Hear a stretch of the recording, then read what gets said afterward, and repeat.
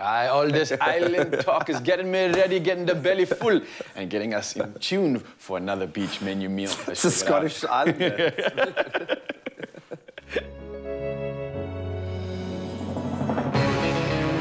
With the creamy decadence of double cream bliss from Clover, yogurt has never been so irresistible. Made with love by Clover.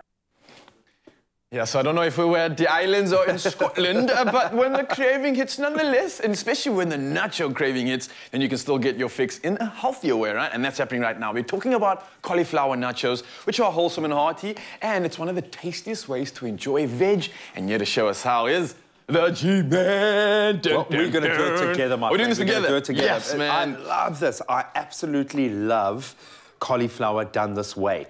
Spice it up a little bit, give it some smoky flavors. You can even go with some curry flavor, like some curry powder.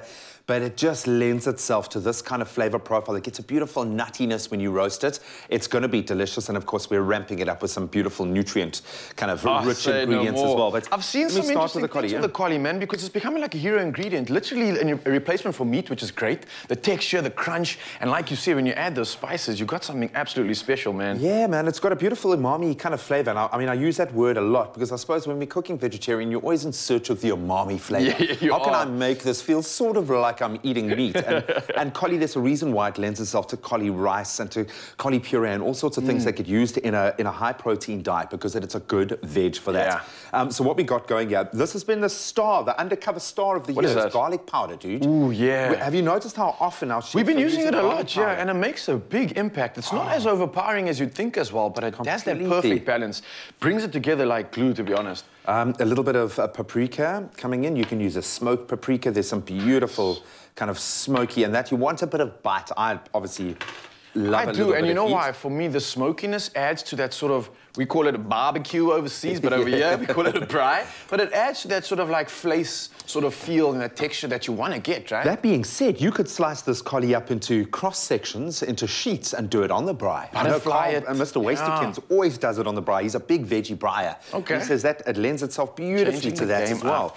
Okay, and then it's as easy as that, guy. We just put it into the oven for about 15 minutes. You just want to track it. Watch it as it crisps up. You want all those little kind of beautiful, crispy, crunchy bits, because why are we making nachos? You need a bit of crunch with nacho, man. Of course. So this puppy's going into the oven, 15 minutes, and then you can start creating. All right, so once you're done with that, G, we're going to start layering, and I love the fact that we're using so much color, because this is synonymous of that siesta feel. Exactly. Viva el Mexico!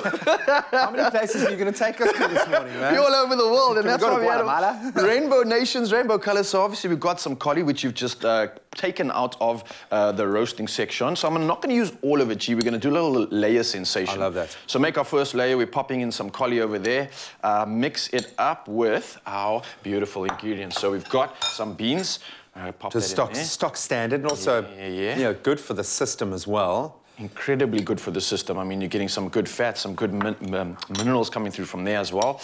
And we've got some corn going in. Notice the layering, notice the technique, must say. And again, that's a nice kind of textural element there as well. Yeah. Tomato kind of, that's replacing the salsa. I like that. Okay, and then obviously just a little bit of onion. Sprinkle that around there. That also caramelizes again, nicely. Think texture, and that's going to get a lovely sweet profile. And then we've got some jalapeno on a stick. Yay! Absolutely love jalapenos. Okay, this so is it's nice. not done. It's not done yet, yes. So this is just layer one. Now, pop some cheese on that, right? Ooh. So we've got our beautiful cheese coming through. Just a nice layer of that. And then we're literally going to do this all again, G. So we're going on for like a second round. Let that all kind of melt in there. It's going to like pop up, crisp up. And on top of this, let me not forget, we're talking about our double cream, which is going to go perfectly with this one, right? So can you imagine when the two combine together? We've got this first layer. I will again add another layer of my cauliflower on top of this. Go through the process again. Let it stack up. And then you've got that option of dining with something special, and that's a Clover Bliss, right? And it's a double cream yogurt. Man. It's guaranteed deliciousness. It's creamy. It's got the indulgence. It's got the balance, all the flavors that you need. I see you can't even resist. You're really stuck into that. I'm going to remove the Dania. Let's get ourselves a little taster. While you're cutting that up, G, let me just talk about this, because it's not just the fact that we can dip and serve that clover, but it's also the creaminess that comes with it, right? And that's something that I think is perfect. It's perfect for snacking even, in between wanting to serve something which is savory or anything that completes a dish. This is the perfect pairing for it. And I see you've got the perfect serve there too. Got chef style. It's looking good, man. I'll try to nice. include, the key with something like this is you want to try and include as many flavor elements as possible. Yeah. The clover double, I think, is the perfect for this, because it's going to be creamy, but with a bit of a tang. And why I love the bliss, obviously you're getting a beautiful quality yogurt, but I think the counterbalance here with the slightly spicy nacho and the beautiful creaminess is going to to be perfect. Check it, I know. I knew you could use this. I thought you were going to replacing the sour cream, yeah. Of course, you can get this recipe Expresso.com. It's the perfect way to entertain, and I think it's a social meal too. I mean, while G's tucking into that and trying not to just lose himself in a dream, look at the fun you can have with this, and you can get a variety of flavors and a variety of colors, but that means that you're getting health box ticked, you're getting the flavor box ticked, and of course, you're getting all your guests happy. That box, G, is a tick? Completely. Yes. And there is a little bit of a spice just on the back of your tongue there. Absolutely beautiful flavor profile. The textures in there are amazing. And it does taste like a healthy version of nachos. So if you want a guilt-free nachos, this is exactly how we created this beautiful cauliflower nacho plate.